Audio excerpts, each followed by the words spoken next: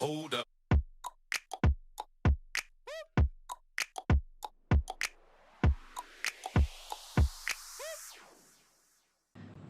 I hope you're having a great day and I hope you're staying safe at home.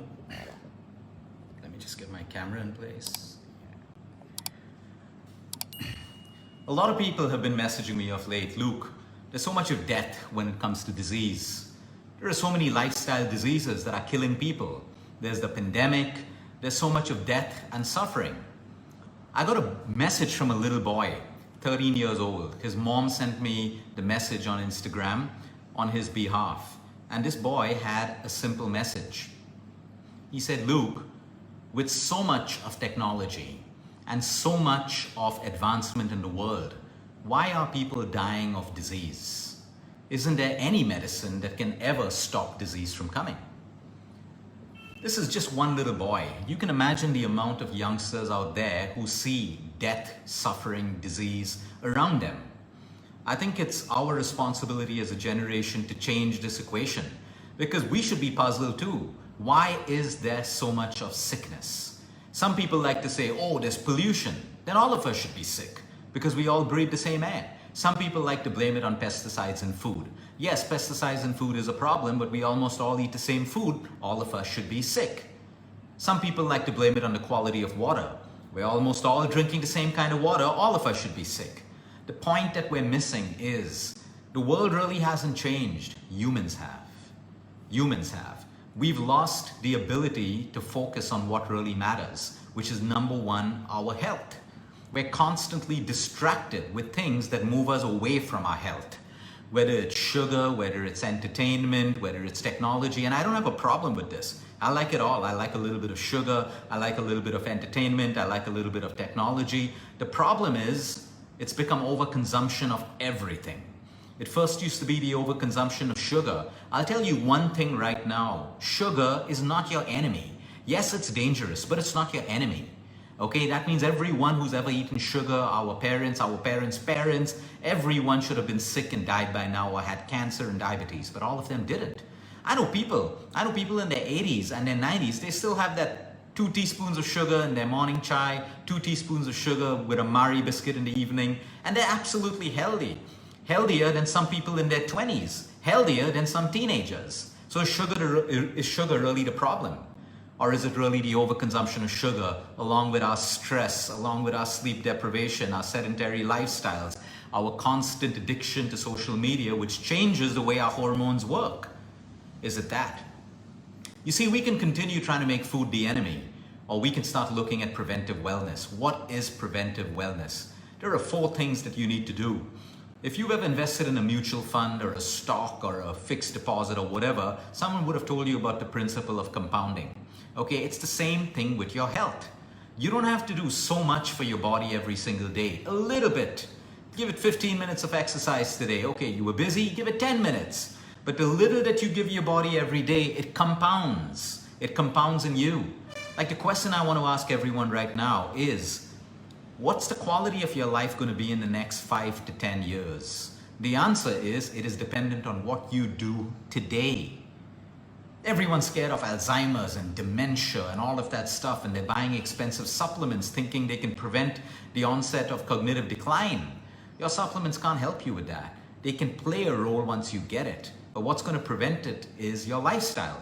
Every night that you're sleep deprived, you are building towards cognitive decline. It's as simple as that. It's as simple as that. All that little alcohol that you go on binging, saying, oh, my body can take it, I have a threshold of it. You may be fine today, but it's slowly starting the process of aging your brain cells. So what you do today will determine your life 5 years to 10 years down the line.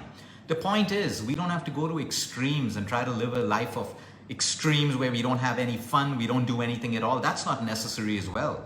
The healthiest people I know, and those people who are living in their 80s and their 90s, have done it all. And they continue to do it all. But they know when to stop, they know when to adjust, and they have 4 principles that they will never change no matter what. One of them is their nutrition. You can go out on the weekend, you can binge eat, you can have all of that stuff. But Monday to Friday to the weekend, they're eating simple home-cooked meals. Variety, no variety, doesn't matter. They feed themselves balanced nutrition. They make sure they get all the colors, they get all the food groups and all of that stuff. Today, there are a lot of fad diets that don't allow you to eat fruits and vegetables, and a lot of so-called science showing people that fruits make them fat and stuff like that. My point is, if you're heavily obese and you have issues with your liver, sometimes reducing your fruits can help you reduce that excessive weight. But does that mean fruits are bad for everyone else? Absolutely not. What about everyone who's eating fruits and are eating fruits till date who are healthy? What happens to that science then? Right? So people take a little bit from science, they twist it to suit their own mindsets, and then they run their lives defending that little bit of science that they pulled up. There is science. Okay, I am for science. I'm also for common sense and wisdom. Because what happens to the science when the patient in the hospital dies? What happens to the science when the medicine doesn't work on you? What happens to the science when the surgery went wrong? What happened to the science when the medication created a new side effect and started multiple organ failure? So my point is, science is good. It's not everything. There's a lot more beyond science, and that's common sense and wisdom. There is logic. There is an intelligence within all of us that tells us what is right for us and what is wrong for us. So let's move straight into prevention. Number one, if you are looking today at preventing illness, and when I say prevention, it doesn't mean you won't fall sick. Okay, all of us will fall sick. And we may not. The healthiest people can fall sick. The fittest people can fall sick. But because you've invested in yourself, possibly your recovery would be way, way better than someone who didn't. The suffering could be way, way lesser than someone who didn't. So the investment in health comes free until you fall sick, and then healthcare is expensive. And then everyone wants everything free. The point is, there are 4 verticals. The 5th one, I will let you know at the end. Number 1, what you feed your body is going to determine your health. It's common sense. You build a building with raw material. If the raw material, okay, is of substandard quality, what's going to happen is your building is not going to sustain for a long period of time. Number 1. Okay, so the same raw material are the nutrients that you feed your body every single day. If you feed your body the right food, okay, you can forecast how your health is going to be. If you feed your body the wrong food, you can forecast how your health is going to be. So the first investment in prevention is your food. The second is your exercise. As simple as that. Exercise is movement. If you're sedentary, you have disease. You may not have disease, but you could decrease the quality of your life. Without exercise today, how many people in their 50s and their 60s, they can't even get out of a chair without assistance because they've not strengthened their muscles. Their quads, their hamstrings, their lower back, their calf muscles are weak. So now they're alive, they're living life, but the quality of life is diminished. Okay, if they were a little more active, possibly it could have been a different story. So the investment in exercise, whether it's yoga, dancing, weightlifting, whatever it is, extremely important for us to understand that exercise is important for preventive wellness. Okay, 30 minutes a day, 45 minutes, an hour. Overtraining is bad, undertraining is bad. The third investment is your sleep. Now you can follow the science, you can listen to who you want, but you are different. If your body requires sleep, you need sleep. If you're waking up feeling sleep deprived, you are going to fall sick. You are going to have inflammation in your body. You are going to have cravings for the wrong foods, and everything revolves around the quality of your sleep. So when people talk about cognitive brain disorders, sleep is number 1. You talk about Alzheimer's, sleep. Dementia, sleep. Memory loss, sleep. Parkinson's, sleep. All of these things. You give you sleep deprive a child, and their focus and concentration is down almost by 50 to 60% the next day. It affects cognitive behavior of the brain. So sleep is your third investment. And the fourth is your emotional wellness. All of the 3 that I spoke about are useless if you do not invest in your emotional wellness. I've said this before and I'll say it again, okay? An unhappy mind is a sick body. It is impossible for the human body to recover from a disease or prevent from a disease if the mind is unhappy. Okay, and I'm not here to preach about unhappiness. I'm here to tell you that you can't always be happy. So be okay with that as well. The point is, how do we make the most and the best out of what we have in life? There are some people who are always pessimistic, always sad, always blaming, always playing the victim role, complaining, judging, and all of that stuff. They can never be happy no matter what they have. That is dangerous. That's a sickness. The physical body cannot heal if the mind is constantly angry and constantly negative and constantly unhappy. And today the science is showing us that. Science is showing how people are put through laughter therapy, people are put through entertainment while they're sick, and how their WBCs, their immune system, starts to positively respond. Happiness is a physiological state that is meant to exist in all of us. We are meant to be happy. Like when a baby's born, they're not born sad and negative. Their physiological state is to be happy. They lose that as they start growing up. Interference from schools and parents and social media and wrong company and wrong friends, they pick it up and they start to build their shields. They start to build their boundaries and all of that stuff. And that's when they start to change from that, oh, that happy little child has now become so grumpy. Okay, so our physiological state is to be happy right through. The point is, when we're sick, when we're going through stress, no matter what, you'll have ups and downs in life, you'll have struggles. Find something that you can be happy with. Try, no matter how bad your day was, at the end of the day, at least that, yeah, it was a bad day, but these were the things that made me happy. We must strive to find happiness, make memories, do the things that we love in life. The physical body will respond otherwise to the state of our mind. We have patients who never heal. They have the best treatment, but they're lonely. We have patients with substandard treatments. They can't afford the great treatments, but they're happy. They have family around us. They have love, and they survive.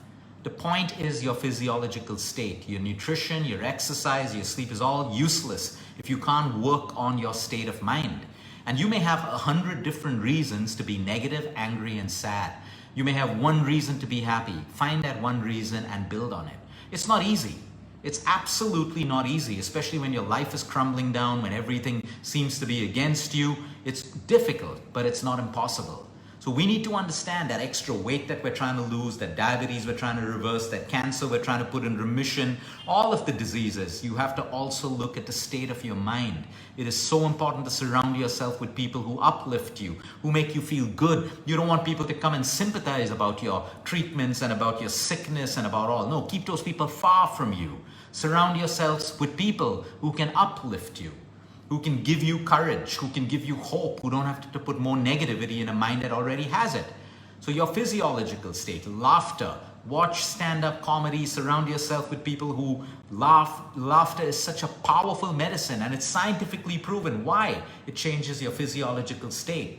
Happiness. And in those moments of happiness, your body thrives. Your immune system thrives, and that is why you try. If you've ever visited a children's cancer hospital, it's one of my most beautiful experiences when I used to be in the US and visit all the cancer wards with children. It's the happiest ward in the hospital. And it's not just because they're children. One is because they're children, a lot of them are going to die. But number two is because the doctors and nurses know that when the ward is happy, the children perform better.